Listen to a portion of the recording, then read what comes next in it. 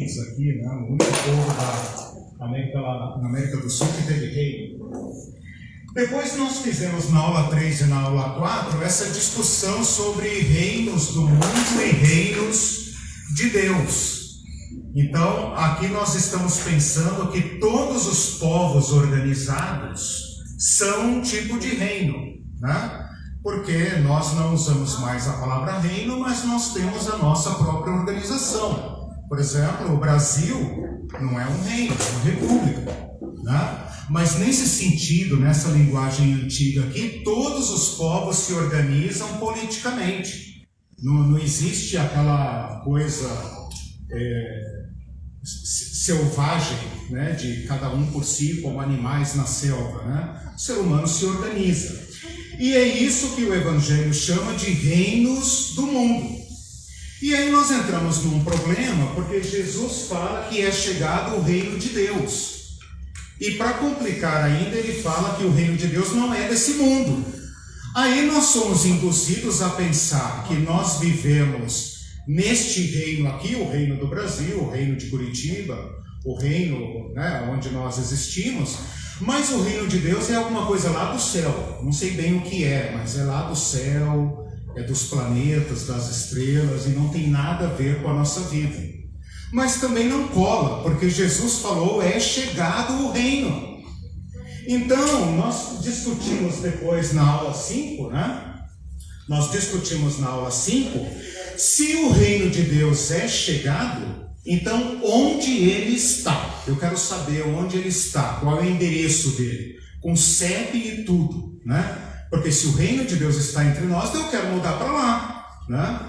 E então nós começamos a discutir essa questão. Estou fazendo uma recapitulação, porque professor é fogo, né? A professora adora fazer revisão da matéria, né?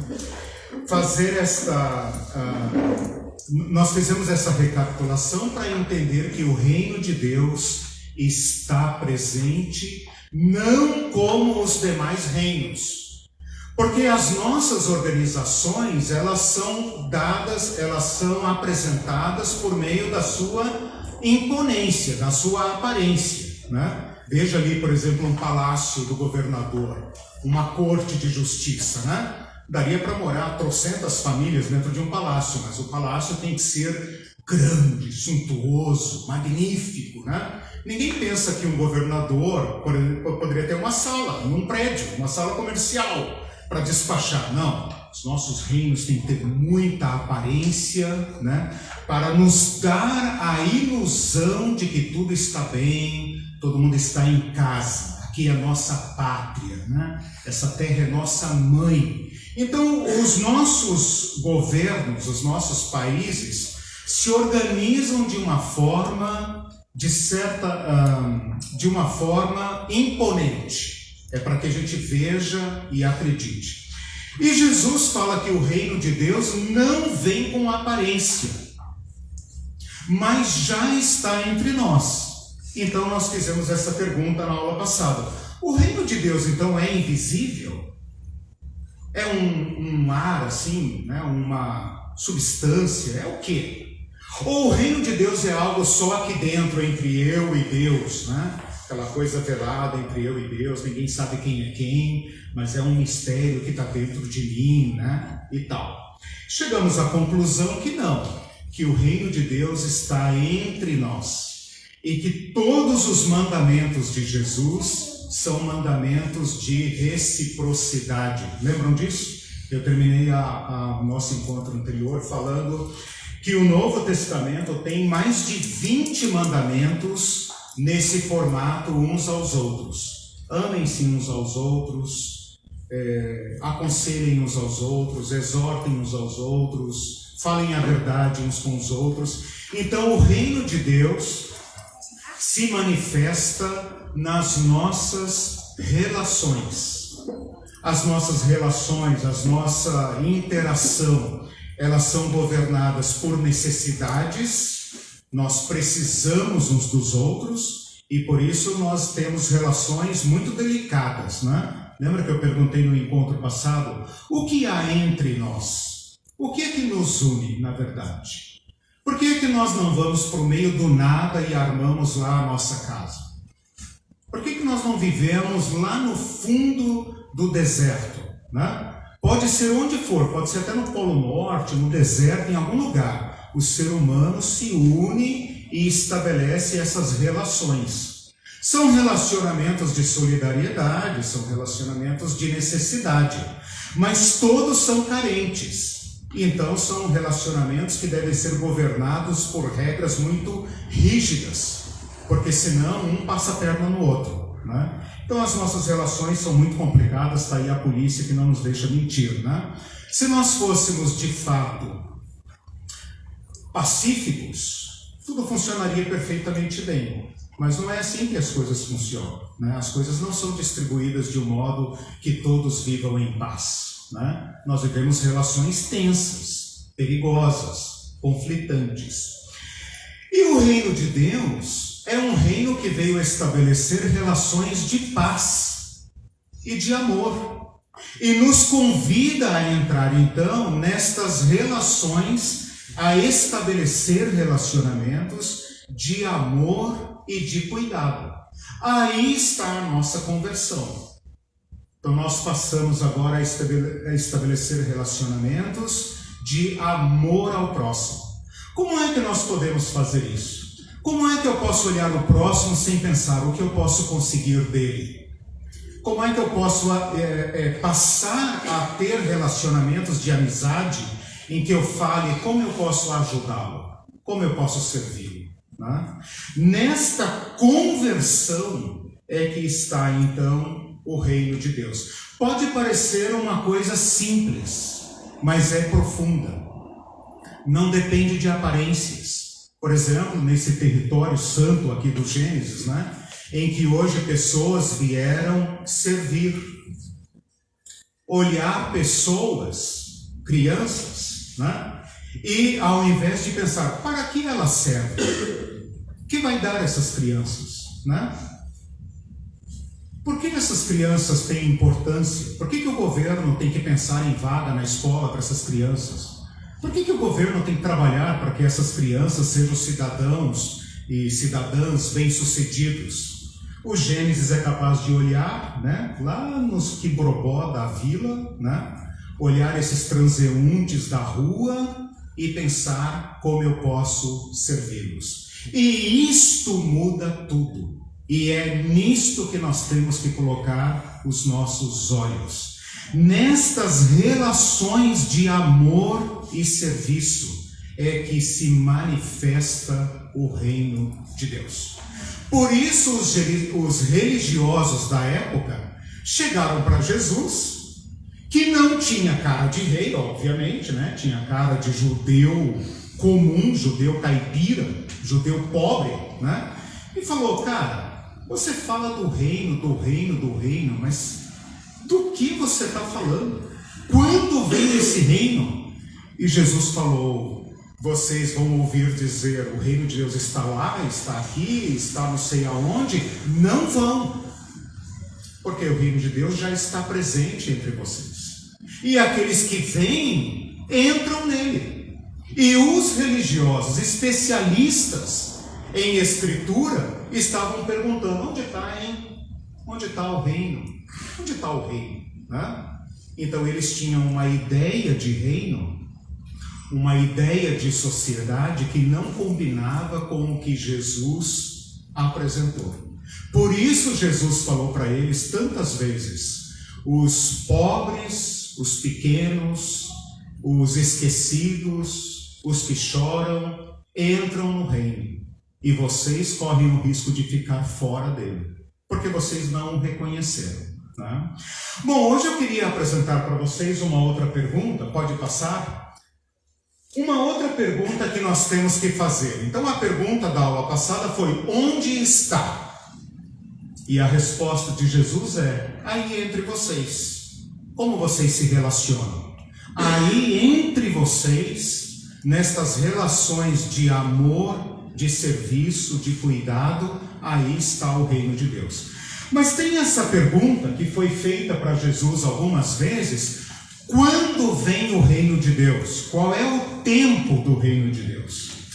E esta pergunta quando, né? A pergunta do quando, ela exige uma resposta cronológica. Ela exige uma resposta do, peraí, já veio? Está vindo? Ou virá? Então passa ali o próximo slide para a gente pensar um pouco sobre isso. Quando eu falo quando você vem? Quando é o almoço? Que hora é a merenda? Né? Quando é o jogo? A gente espera uma resposta de data. Né? E é uma pergunta justa. Se Jesus veio trazer o reino, então eu quero saber quando é que ele vem, quando é que ele se cumpre. Os discípulos perguntaram para Jesus algumas vezes isso. Por exemplo, em Mateus 24, quando sucederão estas coisas? Porque os discípulos também não entendiam a proposta de Jesus. Eles também tinham na mente deles uma ideia de reino de Deus. Obviamente, cada um daqueles seguidores de Jesus tinha uma certa noção do que está para chegar, né? E em outro lugar, depois de Jesus ressuscitado, em Atos 1, o único lugar que narra o desaparecimento de Jesus, tem essa pergunta: será esse o tempo, Jesus? E aí então nós deveríamos pensar agora quais são as respostas que Jesus deu, né? Jesus poderia ter dito: vocês não entenderam ainda? Já veio. Ou seja, o reino de Deus é passado. Já veio. Ou então Jesus poderia dizer: agora, com a minha ida embora, o reino de Deus estará presente com vocês.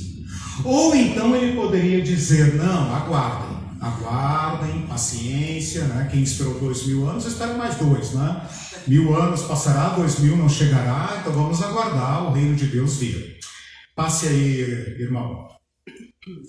Então vamos lá, vamos pensar um pouco nisso aqui. Parece uma pergunta muito simples, né? Eu até pensei, será que eu dou essa aula ou não? Né? Mas eu achei que essa aula vai nos capturar, ela vai nos confrontar com as respostas, né? Eu fiz aqui uma linha do tempo, né? E eu coloquei aqui os profetas do Antigo Testamento que profetizaram a vinda de Jesus.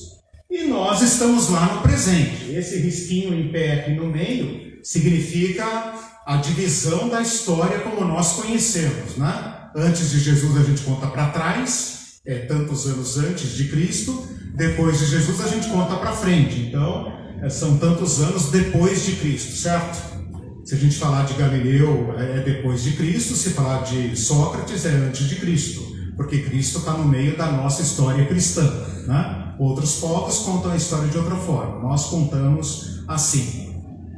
Mas olha só, esses homens aqui do Antigo Testamento falaram que Jesus viria no futuro para eles. Então, por exemplo, Isaías, o Jeremias, o Davi, o Moisés anunciaram o reino de Deus no futuro. E Jesus veio. E quando ele veio, ele disse que ele era o cumprimento do reino.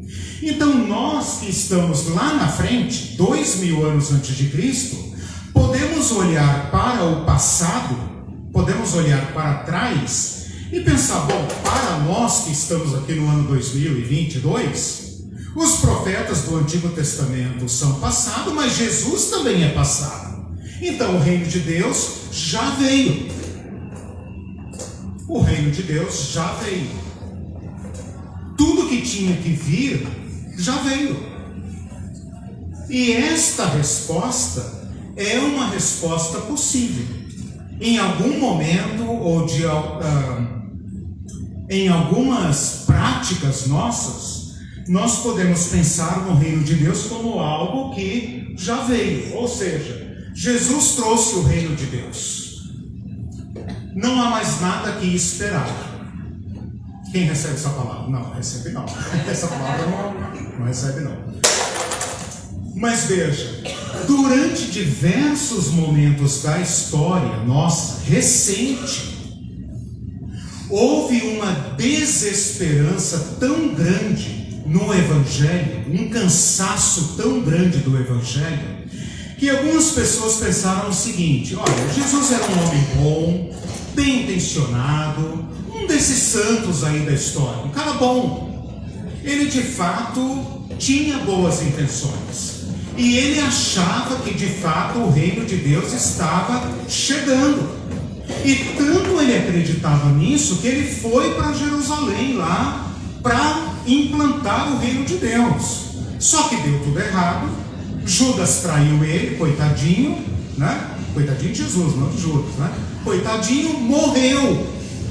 E os seus sonhos foram por água abaixo. O que nós fazemos com esse Cristo, então? Com esse Cristo que errou o cálculo? Nós o aproveitamos, parece que tem fundo musical, né? Nós o aproveitamos. Vamos ver a banda passar. Nós o aproveitamos como mestre, como filósofo. Então você tem esses Jesuses da sociedade e às vezes da própria igreja. Então essa pergunta é provocativa para a gente pensar da seguinte forma: nós aguardamos algo de fato? Porque eu estou dizendo aqui, se o reino de Deus é passado, se Jesus já trouxe tudo que os profetas profetizaram, então nós estamos vivendo uma sociedade desenvolvida e nós temos que construí-la. E Jesus apenas errou o cálculo. Ele achou que o reino de Deus viria, ele deu a vida dele por isso, mas ele falhou. Então, quando nós pensamos em Cristo apenas como um profeta, um homem bom, um mestre, um exemplo, um poeta, né? Que você pode aprender com ele como liderar como Jesus, a dieta de Jesus, Jesus não sei o quê, você está dizendo Jesus foi um homem bom. Mas teve tanto homem bom na história, né? Jesus foi apenas mais um deles. Então, de certa forma, grande parte da nossa sociedade desacredita da presença de Jesus na história e pensa em Jesus como um personagem que serve de exemplo para diversas áreas da vida, né? Alguns podem pensar, bom, Jesus era impraticável, né? Eu acho que em grande parte a igreja pensou assim: Jesus é impraticável, Jesus pregou coisas que, assim, não dá para praticar, né? Jesus, ele tinha uma visão de mundo meio, como é que fala, meio urgente, né? Ele contava com certos acontecimentos que não vieram. Então agora a gente usa o exemplo de Jesus, a gente usa o exemplo dele. Mas o que tinha que vir veio e agora depende de nós, né? Nós vamos fazer uma sociedade justa, nós vamos fazer uma sociedade democrática, nós vamos fazer a revolução, nós vamos estabelecer a paz, e é o homem e o homem, né? O homem que se vire, o homem que faça o que tiver que fazer. Essa é uma hipótese que parece esquisita, não parece? Vocês acham estranho? É estranho, especialmente para nós cristãos, ela é estranha. Mas ela está presente no modo como nós nos organizamos. De certa forma, a sociedade não espera mais nada.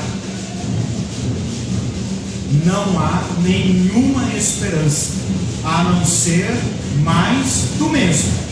O que nós temos pela frente é um pouco mais de história. Como essa história vai ser? Do jeito que der. A população está crescendo, a água está acabando, guerra na Ucrânia, né? Vai do jeito que der. Vocês estão conseguindo me ouvir? Não. Beleza. Passa mais um. Vamos pensar uma outra resposta de Jesus. Pelo menos está passando, né? A banda era passada, agora é presente. Daqui a pouco será passado de novo. Olhem aqui, vocês não vão conseguir me ouvir muito, então olhem aqui. Pensem um pouquinho no Jesus presente, tá?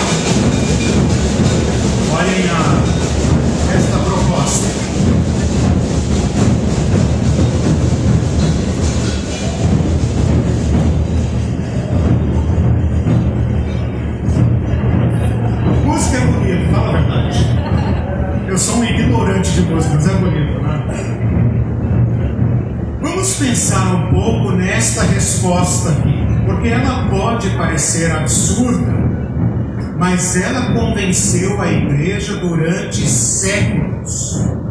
E ela continua presente na nossa maneira de crer e de pensar.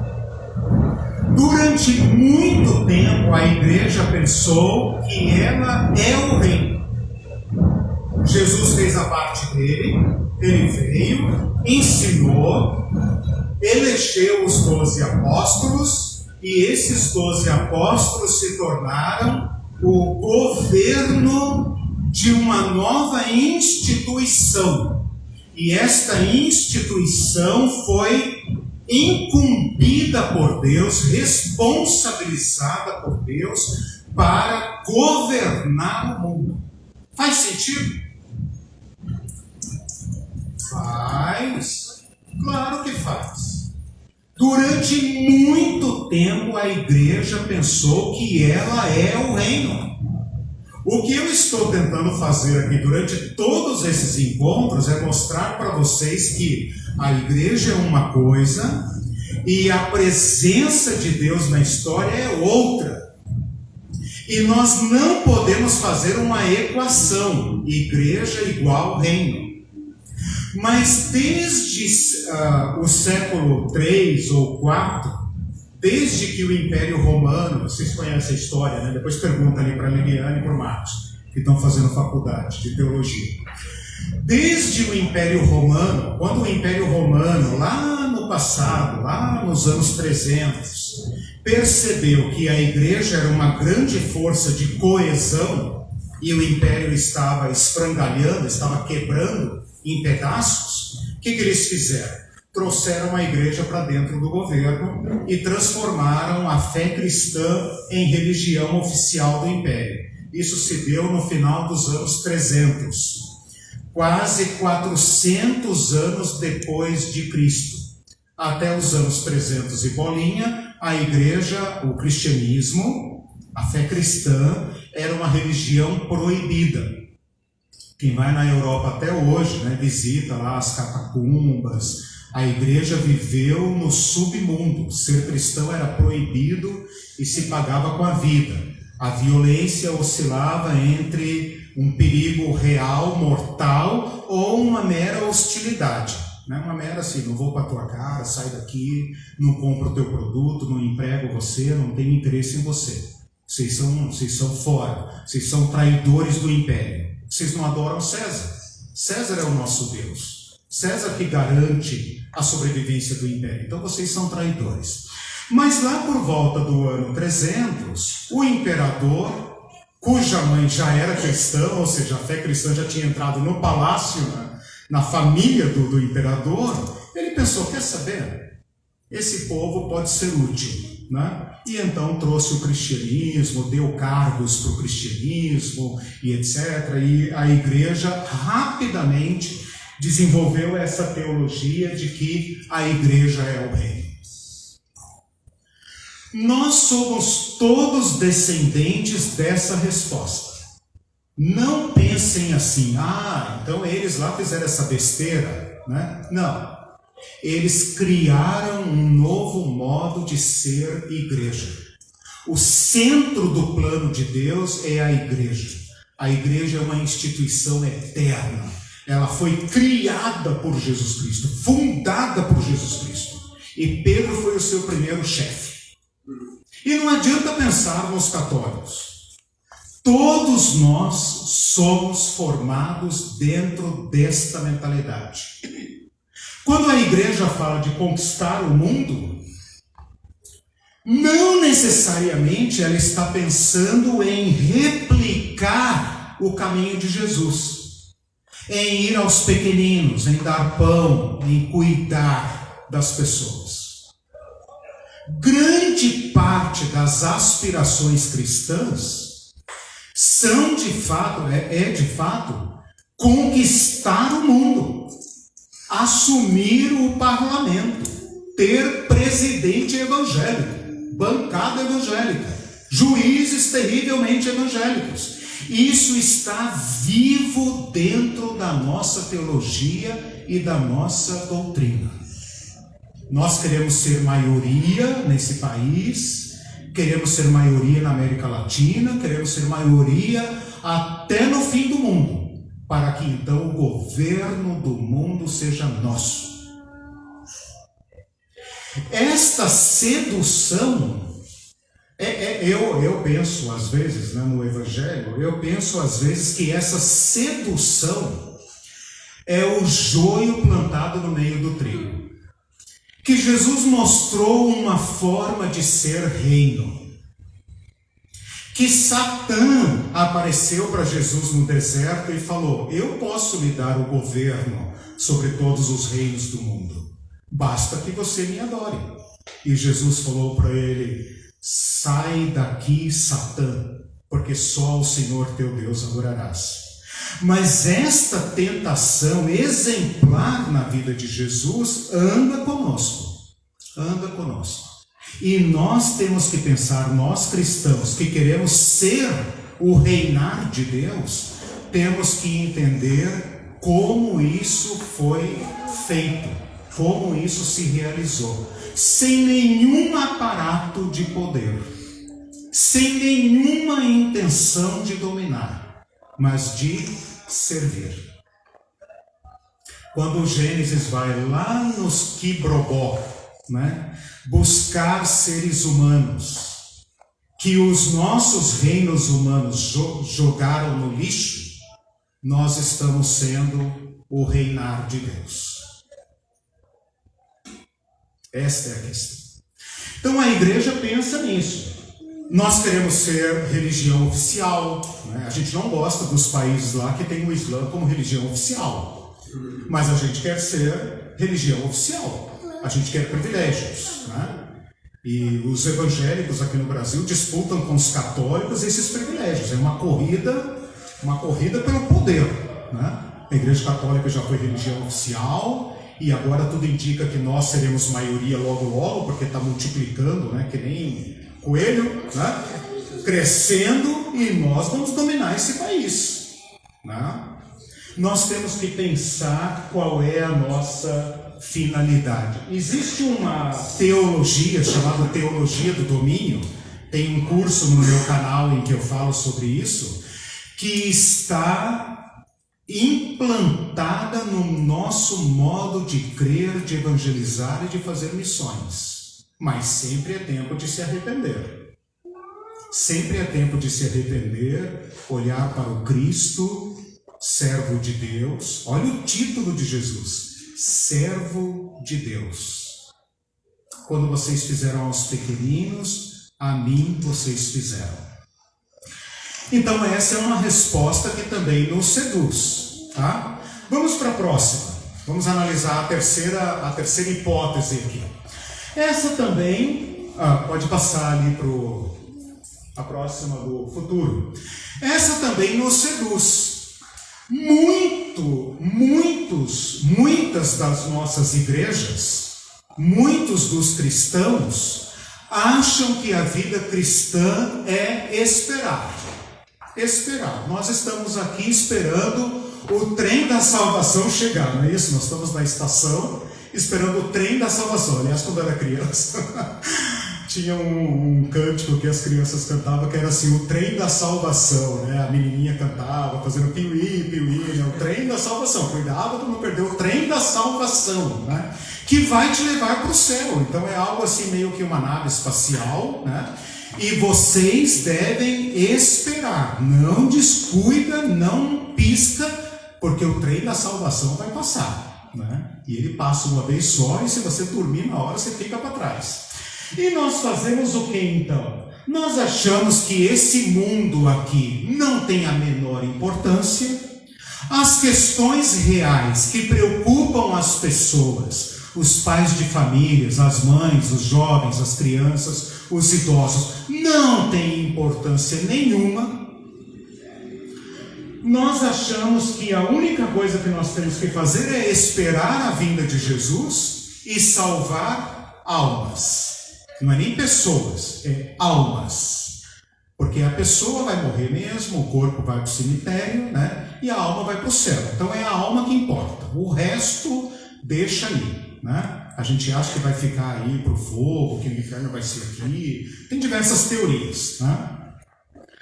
Nada nessa terra, nada que diz respeito à terra interessa. Então os cristãos não estão preocupados com saúde, com educação, com meio ambiente, com aquecimento, com agricultura, com veneno na comida. Eles não estão interessados em nada disso. Eles acham que isso aqui é um lixão mesmo, né? Isso aqui vai ser dado para o, sei lá, capeta, né? E nós vamos embora para o céu azul, para algum planeta espacial, algum lugar, né? Ontem, cara, eu estava assistindo na internet um professor ensinando isso, né? Paulo foi ao terceiro céu. Paulo foi ao terceiro céu. E lá ele viu, então tem esse lugar lá, cara. Terceiro céu, né? Quer dizer, o sujeito não se dá conta que Paulo está contando uma visão. Não foi a lugar nenhum. Ele teve uma visão. Então a igreja, às vezes, ela pensa assim: isso aqui está condenado ao fim e nada disso aqui importa porque nós vamos para o céu. Fazendo uma breve recapitulação, para respondermos esta pergunta, quando vem o reino de Deus, tem 3 opções aqui, né? Passado, tudo que tinha que vir já veio. Os profetas prometeram, é verdade, eram homens bons, sonharam com um mundo justo, tudo que tinha que vir já veio. Em comparação com aquele mundo antigo, com aquele mundo déspota, com aquele mundo cruel, ó, o primeiro mundo aqui, a democracia, a justiça, o capital, cara, isso é maravilhoso. Quer dizer, se um profeta daquele acordasse hoje, ele ia falar, bom, o reino chegou, é isso aí, tá? Ou então nós pensamos que é presente e somos nós a igreja. Por isso que as igrejas disputam até umas com as outras, né? Para ver quem tem o palácio, né, maior. Palácio não, templo, né? Maior, mais imponente, né? Mais rico e tal. Às vezes você vai lá no bairro, na periferia, tá lá a sede mundial, né, do ministério. Quer dizer, o cara tem uma portinha lá no bairro, mas ele sonha em ser uma catedral mundial, né? Se ele fizer tudo certinho, com certeza ele vai... Até dentro das igrejas tem células, a minha tem mais. Isso, essa coisa... somos nós aqui, fora de nós, né? A gente às vezes critica os católicos porque eles são mais velhos que nós, né? Mas nós seguimos o mesmo caminho, né? Nós achamos que nós temos que arrancar os outros e tomar conta, porque Deus nos deu esse comando. Deus deu o governo do mundo a nós. E nós achamos que governar é governar como esse mundo governa. Por isso que a gente quer... Por que não tem gente para ir lá na... Como é que chama a vila que vocês foram pegar as crianças lá? Itaqui. Não tem disputa no Itaqui, né? Interessante, né? Não tem disputa, né? Eu tenho ouvido falar, não tem disputa. Lá embaixo, lá onde Jesus viveu, lá tem lugar. Jesus falou, os campos estão brancos, cara. Vocês não estão vendo? O trabalho é gigantesco. Faltam pessoas. Não falta, Marcos? Claro que falta. Claro. Mas as igrejas estão entupidas de gente e querendo subir. Então essa resposta não seduz. E a outra resposta é aquela que fala assim, olha, sofra o que tiver que sofrer, entendeu? Aguenta o que tiver que aguentar. Não fica reclamando, não. Esses dias eu vi um pastor falando na internet. Não fica reclamando, não. Não fica reclamando que a gasolina está cara, que o leite está R$10. Fica reclamando, não. Nós vamos para o céu, irmão. Sabia que falavam isso para os escravos aqui no Brasil? Seja um bom escravo. A tua mansão está no céu. No céu você vai andar em ruas de ouro. Lá você vai ter... parque aquático, né? Vai ter mansões celestiais, né? Aqui você pode morar na senzala, comer porcaria e tal. Seja obediente. Deus mandou obedecer o patrão, né? Obedece e lá no céu vai ter a cidade dourada. Esse tipo de evangelho não é o de Jesus Cristo. Então agora vamos aqui pensar nesse restante de tempo, né? Pode passar aí meu slide oficial para a resposta de Jesus. E a resposta de Jesus, ela é surpreendente.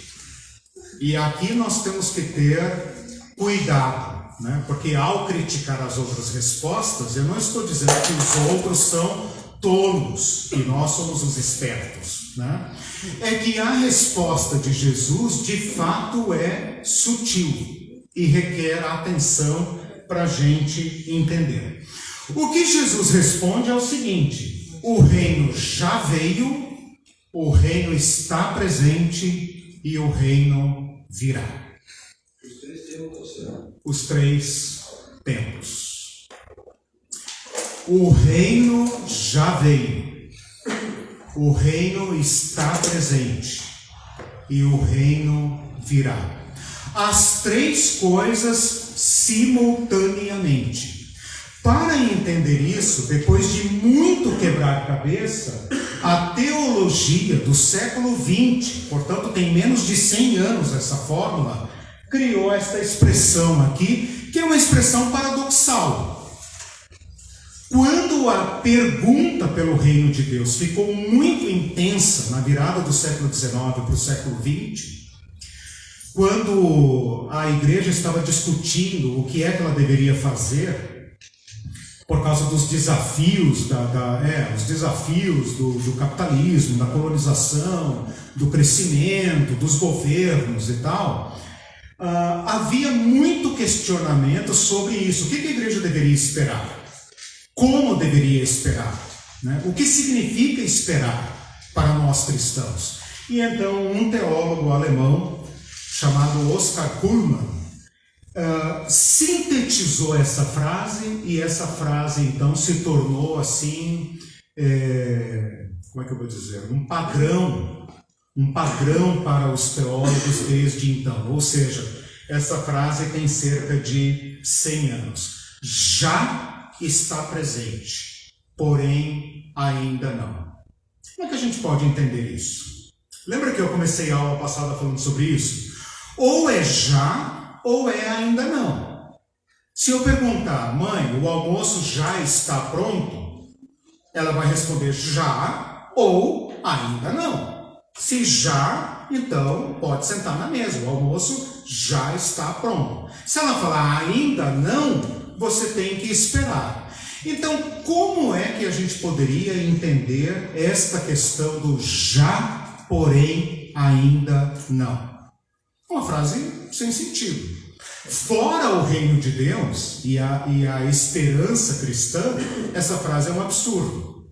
Então ela só serve para esta pergunta, né? Então eu queria agora, aqui, enquanto eu tomo uma aguinha, molho o bico, perguntar para vocês se isso faz sentido. E como é que a gente entende isso? Vai, pensando. Já que alguns já estão vivendo o reino de Deus, estão vivendo a justiça, já estão, como tu pode dizer, já conheceram o reino, porém ainda não, porque alguns ainda vão conhecer, não acabou agora, ele ainda vai conhecer. Boa. Eu acho... Vamos julgar a resposta dela. Quem mais arrisca?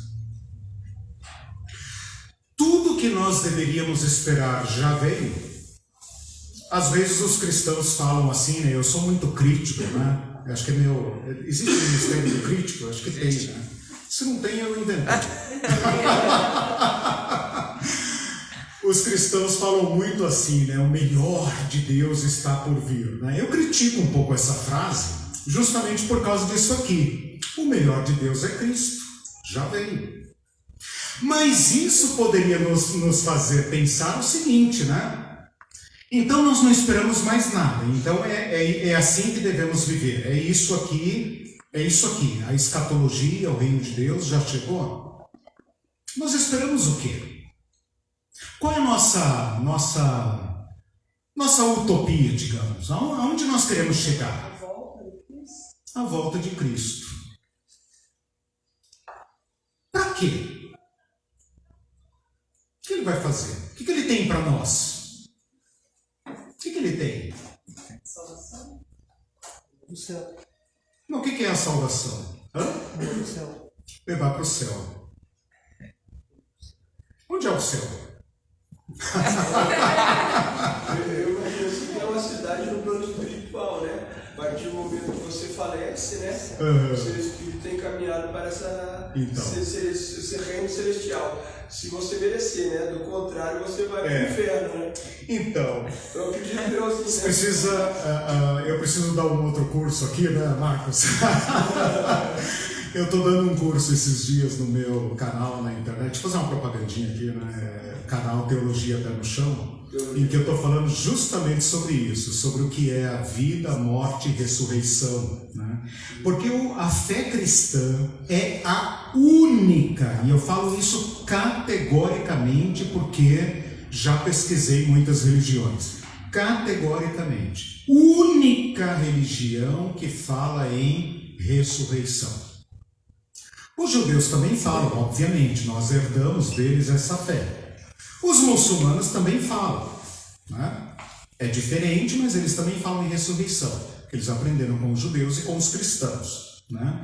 Mas tirante essas religiões monoteístas, nenhuma outra fé fala em ressurreição. Por isso, qualquer esperança que nós tenhamos do mundo espiritual não faz sentido. Porque Jesus prometeu ressurreição. Seria a salvação para a gente ter a ressurreição para vivermos o justo, que seria o reino de Deus. Isso. Vocês não devem deixar a Michele falar, porque a Michele já dá a resposta completa. Gente, a resposta de Jesus vai nesse sentido. Pode passar ali o slide, vamos pensar em alguns versículos. Os profetas do Antigo Testamento diziam para o futuro, o reino de Deus virá. João Batista dizia, o reino de Deus está chegando, após mim vem aquele. Jesus vem dizendo, o reino de Deus chegou. Em Lucas 4:21 ele fala, hoje se cumpriu a profecia dos profetas. Então Jesus trouxe o reino de Deus. Jesus inaugura um novo modo de ser humano. Não estou dizendo que Jesus foi a única pessoa compassiva, não estou dizendo que Jesus foi o único que amou, que perdoou, não estou dizendo isso. Mas Jesus veio estabelecer isso como um novo caminho para a humanidade. Ou a humanidade estabelece novas relações de compaixão, amor, misericórdia, ou não há saída para a humanidade. Faz 2000 anos que ele tem razão, né? A gente não sai da zona de rebaixamento, né? A zona de guerra. Quando a gente pensa que agora terá paz, um miserável lá começa tudo de novo, né? E vai governo, sai governo, vem governo e nós não chegamos, né? Nós que somos mais velhos, não tem ninguém mais velho aqui para eu comparar, né? Falava o Brasil do futuro, né? O Brasil do futuro, Brasil grande nação, né? Eu já estou com mais de 50 anos e não chega, né? Então nós não temos saída a não ser esse caminho colocado por Jesus Cristo. Então Jesus, suas palavras, sua vida, suas ações marcam a chegada de um novo modo de ser humano. Nesse sentido, o fato de que um humano, um de nós, como dizia o povo lá do Mato Grosso do Sul, né, um comedor de feijão que nem nós, né, um de nós, um humano, obedeceu a Deus e viveu intensamente o amor pelo próximo, quebrando todas as barreiras que nós criamos, estabeleceu um novo modo de ser.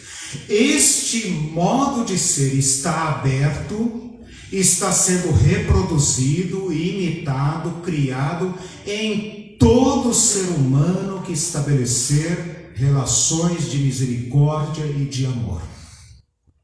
Pode dar o nome que quiser, mas nós chegamos numa época da história da igreja que não dá mais para viver de rótulos e de aparência, né? Tem que imitar Jesus. E é isso que os Gênesis têm feito. Passa ali só para a gente ver mais alguns versículos, comandante. Essas duas palavras aqui de Jesus, né? Quando os discípulos perguntam, Senhor, quando serão estas coisas? Quando? Jesus fala para eles o seguinte, olha, vão por todo mundo, aqui eu escrevi com as minhas palavras, tá? Façam imitadores de Jesus. Ensinem essas pessoas a guardar o que vocês aprenderam. E eu estou com vocês todos os dias até o fim. Então, o reino de Deus está presente agora em cada ato de amor. Jesus foi tão radical que ele falou, quem der um copo de água fria a um sedento, fez um ato de amor e nunca perderá a sua recompensa. Bem-aventurados aqueles que choram, bem-aventurados os misericordiosos, bem-aventurados os mansos, bem-aventurados que sofrem perseguição por causa da justiça, porque deles é o reino, já entraram no reino. E outro texto que eu lembrei, lá em Atos 1:6, a última vez que Jesus está quase para ir embora, e os discípulos perguntam, Senhor, será esse o tempo em que o Senhor vai implantar o reino?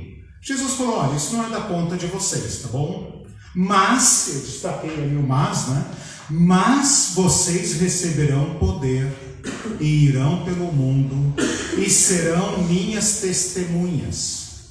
E a gente às vezes pensa que ser testemunha de Jesus é apenas chamar para a nossa igreja. Não é. É imitar Jesus. Imitar Jesus, a compaixão de Jesus, o modo de ser de Jesus. E quando nós fazemos isso, nós estamos anunciando que este modo de ser humano dará a palavra final na história.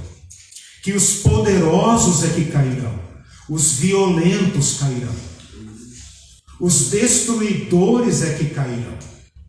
E o reino dos mansos, o reino dos humildes, o reino dos misericordiosos, o reino daqueles que fazem de cada ser humano um irmão, uma irmã, esse é que dará a palavra final. Esse será o céu.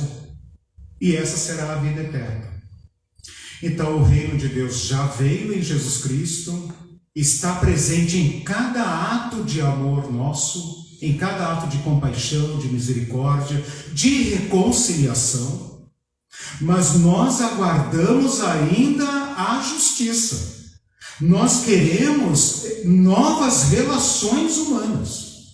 E governo nenhum trará isso.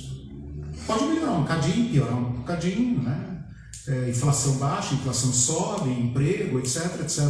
Mas nós anunciamos com o nosso modo de viver e de ser que a justiça de Deus prevalecerá. E quando ele vier, ele dirá, tive fome, vocês me deram de comer, tive sede, vocês me deram de beber, não tinha teto, vocês me levaram para casa, né? E assim o reino de Deus vai se estabelecendo em cada ato de socorro, em cada ato de misericórdia. Eu espero que com isso a gente entenda o seguinte, né? Onde nós entramos nisso? Porque lembra que o tema nosso aqui é igreja. E a igreja com isso, né? Passa ali pro final, pode passar mais. Aí, né? Eu coloquei aí essa figurinha, parece figurinha infantil, né? A igreja, e coloquei uma coroa ali que não tem nada a ver com o reino de Deus, né? Mas coloquei ali só para lembrar a ideia do reino, né? Onde nós entramos nisso? Essa é a grande questão. Onde nós entramos nisso? A igreja é testemunha de uma nova sociedade. Como que ela faz isso? Sendo uma nova sociedade. E com base nesta esperança do reino de Deus, nós avaliamos a nós mesmos. Se nós somos aqueles que reproduzem Jesus, que imitamos Jesus, ou se nós somos uma afronta para Jesus e queremos de fato é o poder. Né? É em nome de Jesus, mas é o poder que nós queremos. Né? E Jesus poderá dizer, olha, não sei quem são vocês. Né? Falaram em meu nome, etc. Pintaram os canecos em meu nome, né? Mas eu nem sei quem são vocês, nunca conheci vocês. Né? Então, gente, eu acho que essa história de Jesus, do homem Jesus, pode ser ouvido por nós como um chamado a ser humano. Né? Nós não temos a possibilidade de criar essas ilhas de fantasia na nossa sociedade, porque você sai daqui, você está no mundão, você está na selva, não é verdade? O que nós podemos fazer é antecipar esses gostos do reino de Deus, na maneira como nós somos, na maneira como nós vivemos, como compramos, como trabalhamos, como pagamos, como contratamos, como damos aula, como nos alimentamos. Dessa forma, nós fazemos o reino de Deus presente. Alguma pergunta, algum comentário? Não? Então, cadê a pastora? Está desenhando.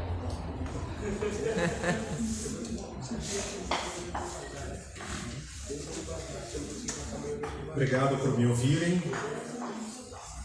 Glória a Deus.